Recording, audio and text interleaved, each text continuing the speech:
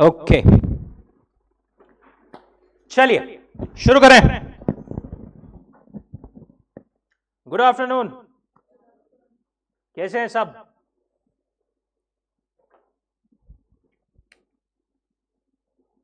Online guys quickly एक बार confirm करेंगे आवाज, screen, everything is fine?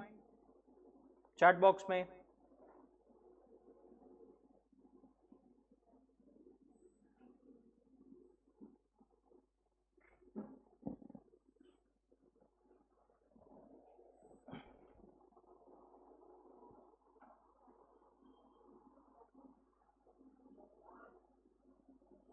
can you quickly confirm in the chat box if everything is fine?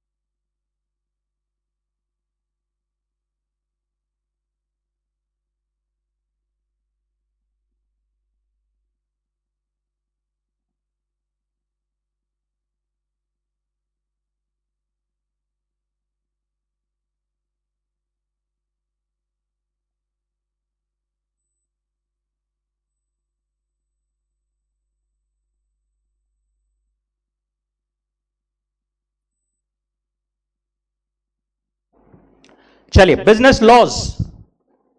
Business laws में क्या पढ़ रहे थे अपन?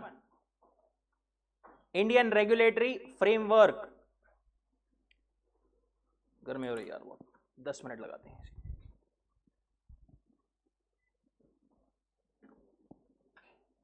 इंडियन रेगुलेटरी फ्रेमवर्क में क्या क्या पढ़ा था अपन ने? What is law, sources of law, उसके बाद में इंडियन गवर्नमेंट का सिस्टम कैसा है, फेडरल या यूनिटरी? Federal, right. 3 लिस्ट है, central list, state list and joint list. Process of making law, पहले बिल, बिल के बाद में लोकसभा, लोकसभा के बाद में राज्यसभा, राज्यसभा के बाद में प्रेसिडेंट की असेंट और उसके बाद में notification in the official gazette. Types of loss कितने हैं? कौन से कौन से?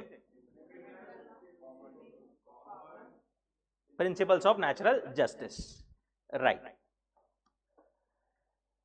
एनफोर्स कौन करता है लॉ को? एग्जीक्यूटिव, गवर्नमेंट ही करती है। गवर्नमेंट के एग्जीक्यूटिव करते हैं। अगर सेंट्रल गवर्नमेंट का लॉ है तो सेंट्रल गवर्नमेंट करेगी, अगर स्टेट का लॉ है तो स्टेट गवर्नमेंट करेगी। अब स्टेट गवर्नमेंट, कोई भी गवर्नमेंट बेसिकली, अगर अपन सेंटर की बात करें तो एग्जीक्यूशन या काम कैसे करेंगे? डिसेंट्रलाइज्ड मोड में, राइट। अलग अलग मिनिस्ट्रीज है, हर एक अपने डिपार्टमेंट के लिए वो मिनिस्ट्रीज टेक केयर करेगी। जैसे अपन ने एग्जांपल्स देखे थे कल, ministry of finance, ministry of home affairs, और कौन सा था? Ministry of law and justice, ministry of corporate affairs, right. ये सारी मिनिस्ट्रीज है।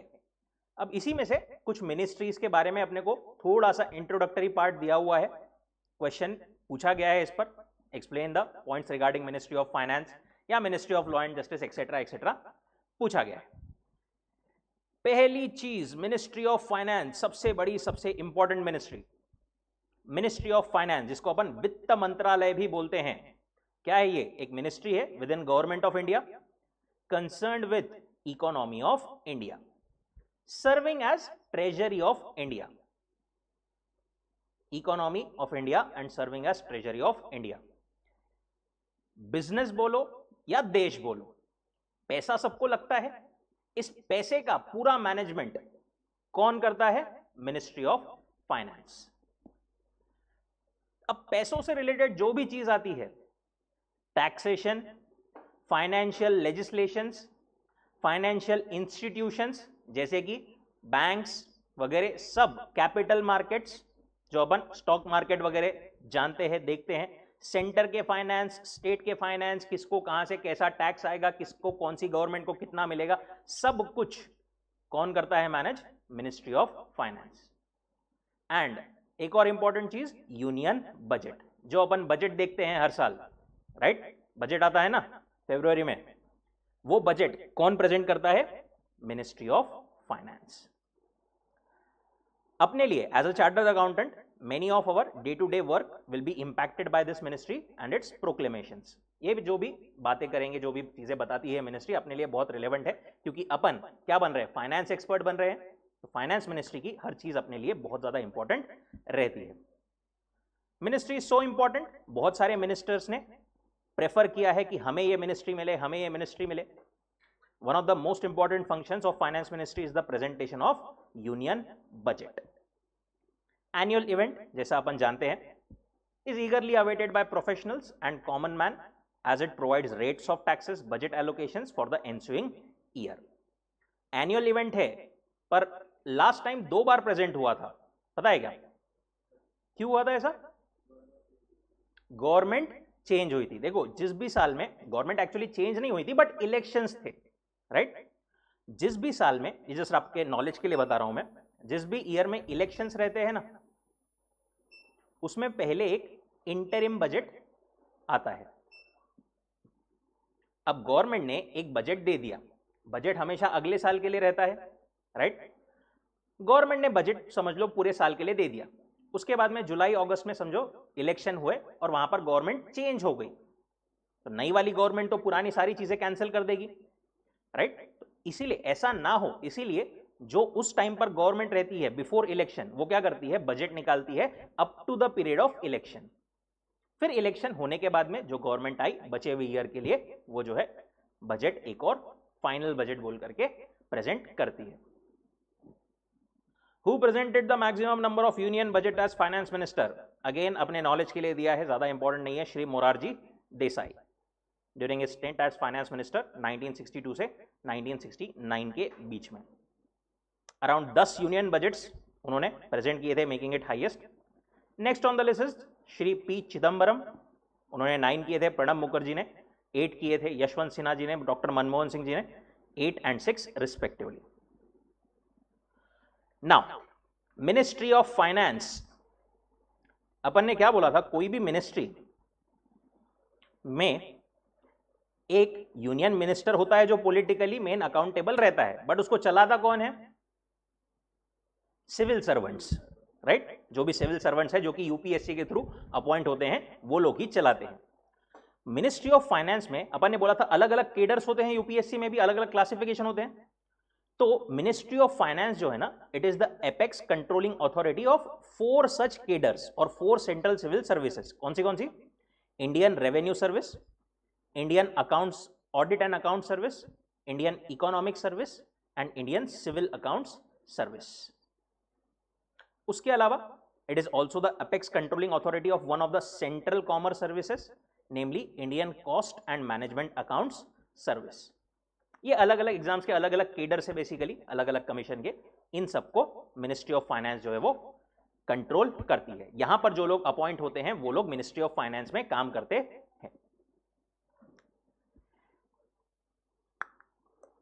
Departments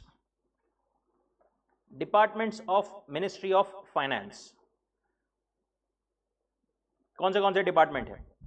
department of economic affairs, department of expenditure, department of revenue, financial services, investment and public asset management and department of public enterprise.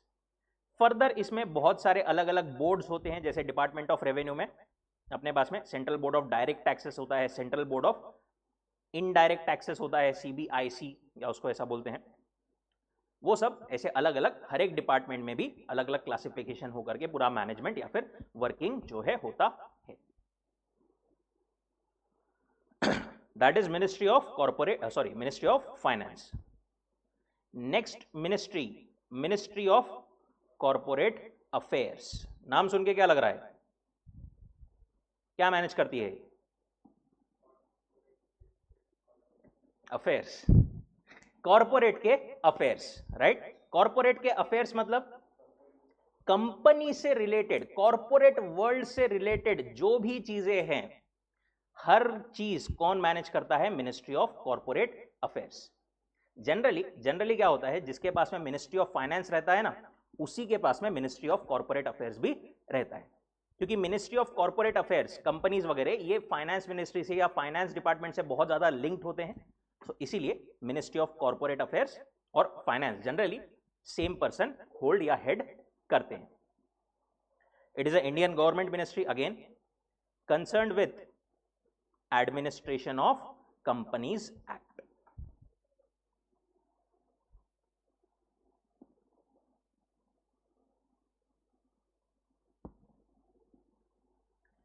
अपन आगे जो पढ़ेंगे companies act अभी अपने को basic level पर है, उसके बाद में इंटर में जाने के बाद में आपको ऑलमोस्ट 70 मार्क्स के लिए कंपनीज एक्ट है, फाइनल में एसपीओएम जो है उसमें कंपनीज एक्ट है, सब कुछ कंपनीज एक्ट जो भी अपन इतना बड़ा पढ़ने वाले हैं वो पूरा मैनेज कौन करती है, एडमिनिस्टर कौन करती है, मिनिस्ट्री ऑफ कॉर्पोरेट अफेयर्स। अभी जो पढ़ते हैं ना अपन दैट इज कंपनीज एक्ट 2013। इसके पहले एक कंपनीज एक्ट था 1956, उसको भी एडमिनिस्टर कौन करता था, corporate affairs ministry. Limited liability partnership act 2008, insolvency and bankruptcy code 2016, सब चीजें जो भी है वो ministry of corporate affairs he manage करती है। लिमिटेड लाइबिलिटी पार्टनरशिप एक्ट अपन पढ़ेंगे, पूरा एक चैप्टर ही अपने को, अगेन यहां पर थोड़ा सा इंट्रो है, इंटर लेवल पर वापस से अपने को पूरा चैप्टर है। एंड इंसॉल्वेंसी बैंक्रप्सी कोड वो अपने को आगे दिया हुआ है। काय के लिए रिस्पॉन्सिबल है ये ministry, regulation of Indian enterprises in the industrial and services sector, पूरे इंडस्ट्री को, कंपनीज को, सर्विस सेक्टर को मैनेज करने के लिए, पूरे कॉर्पोरेट वर्ल्ड को मैनेज करने के लिए ये मिनिस्ट्री रिस्पॉन्सिबल है। कौन चलाता है भैया, इसमें कौन काम करता है, सिविल सर्वेंट्स ही करते हैं ऑफ ICLS केडर। ICLS का फुल फॉर्म बताएगा, Indian corporate law services cadre. They are elected through civil services examination conducted by UPSC, Union Public Service Commission। Highest post इस मिनिस्ट्री की कौन सी है, director general of corporate affairs, is fixed at the apex scale of ICLS। जैसा अपन ने बोला था ना secretary, यहां पर सेक्रेटरी का नाम है director general of corporate affairs. हर एक मिनिस्ट्री में अलग अलग नाम हो सकता है, तो यहां पर मिनिस्ट्री में क्या नाम है, DGCO। ये पर्सन जो रहेगा वो इतना पावरफुल, उसने जो बोला, जिस कंपनी को जब जो डेटा मांगा, वो कंपनी को सब काम छोड़कर पहले वो डेटा देना पड़ेगा। जैसा वो आदमी ने बोला, जैसा वो पर्सन ने बोला, वैसा करना पड़ेगा। Third ministry, home affairs, ministry of home affairs या गृह मंत्रालय। Again, it is a Ministry of Government of India, Interior Ministry of India, mainly responsible for internal security and domestic policy। कौन हेड करता है इसको, union minister of home affairs. Police किसके under आती है,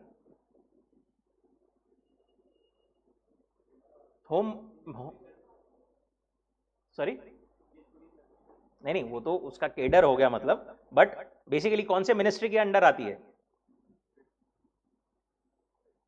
स्टेट के अंदर आती है वो। होम मिनिस्ट्री के अंदर या गृह मंत्रालय के अंदर डायरेक्टली पुलिस सर्विसेज नहीं आती। तो गृह मंत्रालय फिर क्या क्या कंट्रोल करते हैं, department of border management, border forces जो होती है, CRPF हो गई, BSF हो गई, CISF हो गई, राइट, इन सबको रेगुलेट गृह मंत्रालय करता है। डिपार्टमेंट ऑफ इंटरनल सिक्योरिटी इसमें एक होता है, department of Jammu Kashmir and Ladakh affairs, इसके लिए स्पेशली एक डिपार्टमेंट बनाया गया है बिकॉज वो एरिया थोड़ा सेंसिटिव है इसलिए। देन डिपार्टमेंट ऑफ होम, ये जो अपन सुनते हैं ना, रॉ, IB, NIA, ये सब जो है ये डिपार्टमेंट ऑफ होम के अंडर रेगुलेट होती है। डिपार्टमेंट ऑफ स्टेट्स, स्टेट्स को असिस्ट करने के लिए, and department of official language. ये क्या है department of official language, official language जो है ना अपनी, उसका प्रमोशन, ट्रेनिंग, अवेयरनेस, ये सब के लिए होम मिनिस्ट्री काम करती है, right. Department of official language में there is central translation bureau, central Hindi training institute and directorate of census operations. ये डिपार्टमेंट क्या करता होगा, सेंसस पता है क्या, कंडक्ट होता है जो, हर 10 साल में ना इंडिया में सेंसस कंडक्ट होता है। कितनी पॉपुलेशन है इंडिया की, ये कैसे समझता है अपने को? एक अंदाजा, अभी तो ठीक है एक अंदाजा लगाते हैं, बट एक प्रॉपर पूरे इंडिया की जो है काउंटिंग होती है। कौन से पर्सन, क्या क्या नाम है हमारे देश में जो लोग हैं उनके क्या क्या नाम है, कैसा कैसा डिटेल्स है, कौन कहां रहता है, पूरा एक बहुत बड़ी एक्सरसाइज होती है। It is conducted over a period of year, और हर 10 ईयर्स में वो होता है। ये जानने के लिए कि हमारे देश में कैसे क्या लोग हैं, कितनी एज ग्रुप में ज्यादा पॉपुलेशन है, कैसा है क्या है, ये सब समझने के लिए वो होता है। अभी ये ड्यू था 2021 में, बट नहीं हो पाया। क्यों नहीं हो पाया? Because of Covid. कोविड के चलते वो जो है नहीं हो पाया। अब आइडियली बीच में चल रहा था कि अभी कंडक्ट करेंगे, बट मुझे तो ऐसा लगता है अब डायरेक्ट 2031।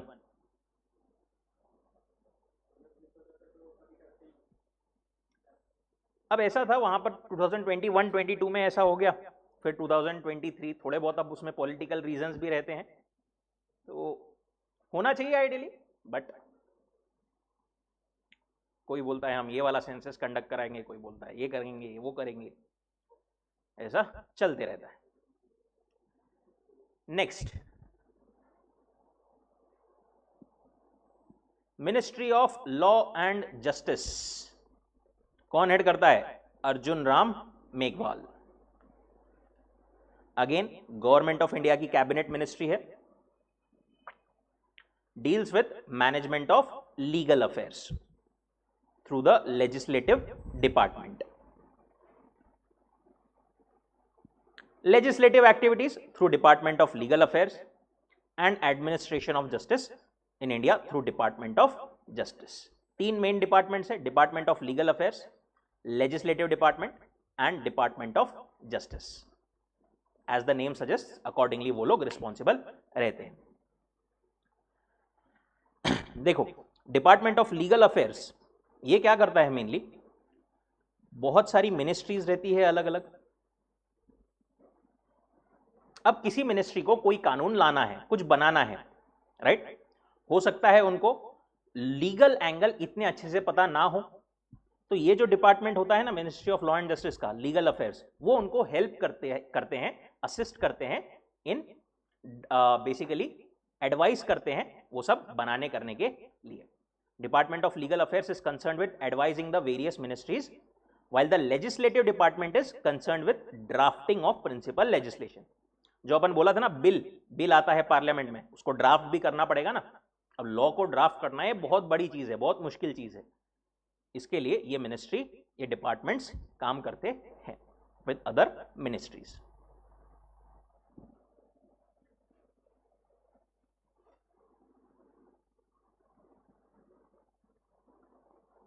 जैसे वो अभी मूवी आई थी, वो नाम क्या था यार उसका, आर्टिकल क्या था, एब्रोगेशन कश्मीर का, आर्टिकल 360 था क्या, 370 ऐसा कुछ तो भी नाम था। देखिए क्या मूवी, वहां पर वो पूरा उन्होंने ये बताया था स्टोरी, कैसे कैसे वो एब्रोगेट किया गया, कैसे वो स्पेशल स्टेटस निकाला गया कश्मीर का। वहां पर ये रेफरेंसेस आए हैं बहुत सारे, इतने ध्यान से आपने में भी देखा नहीं होगा, बट ऐसा है। ठीक, तो अपने को कितनी मिनिस्ट्रीज बताई इन्होंने? 1 2 3।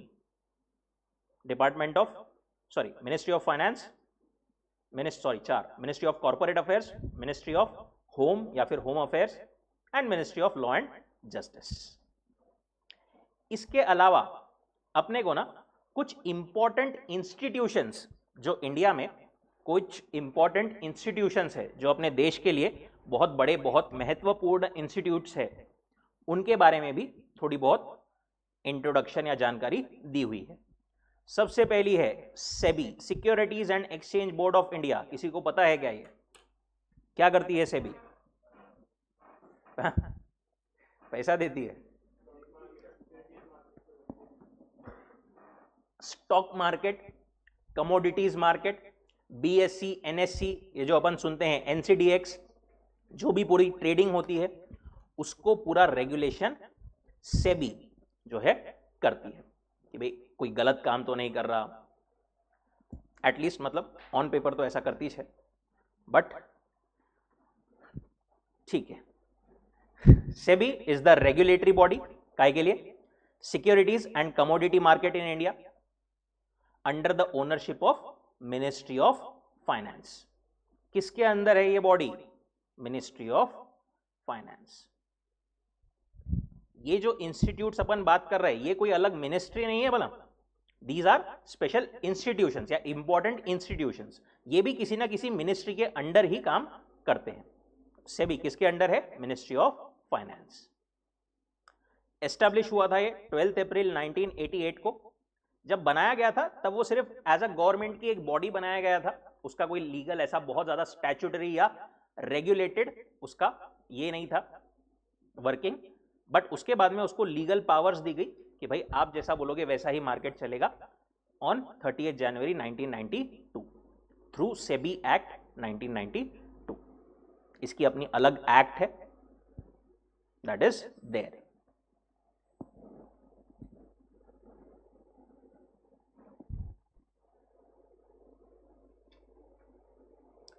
दूसरा institute RBI, reserve bank of India.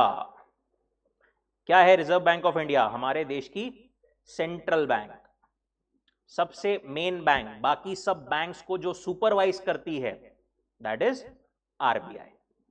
आज पॉलिसी भी थी इसकी, आरबीआई पॉलिसी वगैरह ठीक है, मे बी अभी तो पता नहीं होगा अपने को, इकोनॉमिक्स में जब अपन पढ़ेंगे ना आगे तो उसमें एक चैप्टर पूरा ऐसा ही है, पूरा आरबीआई उसकी पॉलिसी कैसी क्या रहती, कैसे क्या रेट्स चेंज होने से क्या इफेक्ट होता है, वो सब अपने को बताया हुआ है।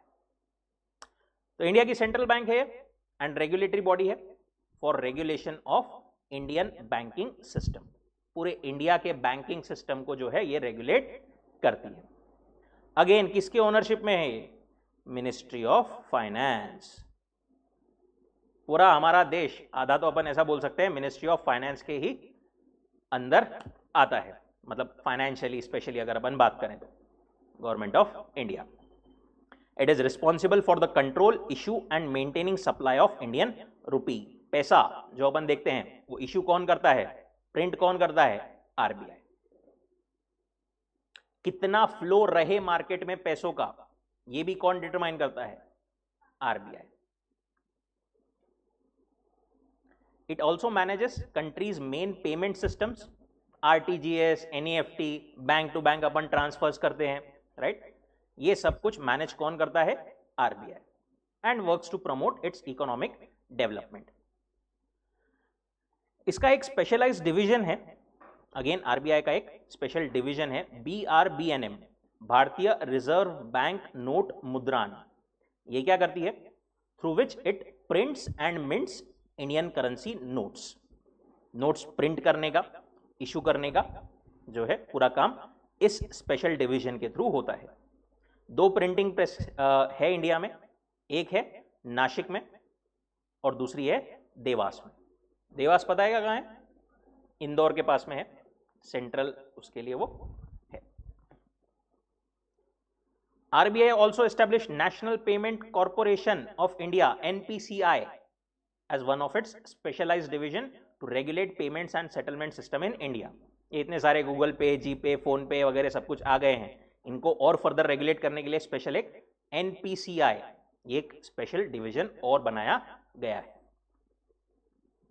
एंड एक और आखिरी चीज, deposit insurance and credit guarantee corporation, ये भी इसका एक स्पेशलाइज्ड डिवीजन है for providing insurance of deposits and guaranteeing credit facilities to all Indian banks.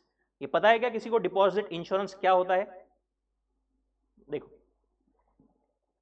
आज तो ठीक है, बहुत ज्यादा डेवलपमेंट हो गया है, बहुत ज्यादा कॉन्फिडेंस इंडिया में बढ़ गया है बैंकिंग के लिए, बट पहले नहीं क्या ऐसा था कि लोगों को बहुत मतलब they were not confident of the banking system. उनको लगता था कि भाई पैसा बैंक में रख दिया, बैंक डूब गई, प्राइवेट बैंक है, आईसीआईसीआई बोलो, कोई भी बैंक बोलो, अगर वो डूब गई तो अपना पैसा भी डूब जाएगा, राइट? तो लोग नहीं क्या डर के मारे बैंक्स में पैसा ज्यादा रखते नहीं थे। गवर्नमेंट को ध्यान में आया इसके लिए कुछ ना कुछ करना पड़ेगा। गवर्नमेंट ने आरबीआई के थ्रू एक डिपॉजिट इंश्योरेंस के लिए स्पेशल डिवीजन बनाया। क्या करते हैं ये अपने को इंश्योरेंस देते हैं। ये अपने को क्या बोलते हैं, आप बैंक में पैसा रखो, अगर जो बैंक है वो डूब भी गई ना तो भी 2.5 लाख रुपए तक के आपका जो भी नुकसान होगा वो हम दे देंगे। इनिशियली ये 2.5 लाख था, अभी इसको बढ़ा करके 5 लाख कर दिया गया है। एंड दिस इज पर डिपॉजिटर पर बैंक। फॉर एग्जाम्पल मेरा अगर एसबीआई में है 4 लाख रुपए, एक्सिस में है 3 लाख रुपए, आईसीआईसीआई में है 5 लाख रुपए, तीनों बैंक्स अगर डूब गई तो मुझे मेरा पूरा पैसा मिल जाएगा। इंडिविजुअली हर एक बैंक के लिए वो 5 लाख तक का अभी लिमिट प्रोवाइड किया हुआ है। That is deposit insurance and credit guarantee corporation.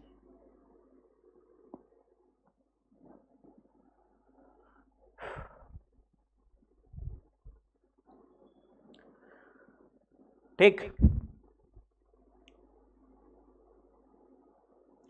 अभी ये जो ऐसे अपने को ये दिए हुए हैं ना मिनिस्ट्रीज वगैरह, इस पे क्वेश्चन आता है क्या? आता है। अभी 1-2 अटेम्प्ट पहले आया था, state in brief about ministry of corporate affairs या आरबीआई एंड सेबी, ऐसा जो है क्वेश्चंस आ सकते हैं। आपको फॉर एग्जांपल आ गया कि right a note on RBI, वहां पर आपको जो कीवर्ड्स है ना वो आपके आंसर में आने जरूरी है। जैसे you need to mention about this deposit insurance and credit guarantee corporation, ये उसका एक स्पेशलाइज्ड डिवीजन है। एग्जैक्ट ऐसा की ऐसा सेंटेंस अपने को चाहिए क्या? कोशिश करेंगे, नहीं आया तो भी इतना कुछ ये नहीं है, बट कीवर्ड्स जो है वो अपने को उसमें चाहिए। और सेंटेंस का जो कंस्ट्रक्शन है ना वो प्रॉपर होना चाहिए, राइट? जैसे BRBNM, इसके बारे में आपको मेंशन करना पड़ेगा। National Payment Corporation of India, इसको मेंशन करना पड़ेगा। It is under the ownership of ministry of finance, इसको मेंशन करना पड़ेगा। अब ये अपन इतने सारे पॉइंट्स लर्न कैसे करेंगे? ये करेंगे अपन लर्न रिवीजन से। कोई सुपरमैन नहीं रहता, एक बार में किसी को कुछ लर्न नहीं रहता, राइट? जो एकदम इंडिया में टॉप करता उसको भी एक बार में कुछ याद नहीं रहता। रिवीजन रिवीजन रिवीजन लगेगी। अभी यहां पर फाउंडेशन लेवल पर बात करें तो यहां पर AIR जो है डिक्लेयर नहीं होते हैं, बट इंटर और फाइनल लेवल पर AIRs डिक्लेयर होते हैं। जो AIR नॉर्मली 1, 2, 3 रहते हैं, क्या लगता है वो कितने बार रिवीजन करते होंगे? एक था अभी AIR 2 या 3 का, किसका था? He said I revised 11 times। अब 11 टाइम पूरी की पूरी बुक देखना तो पॉसिबल है क्या? नहीं।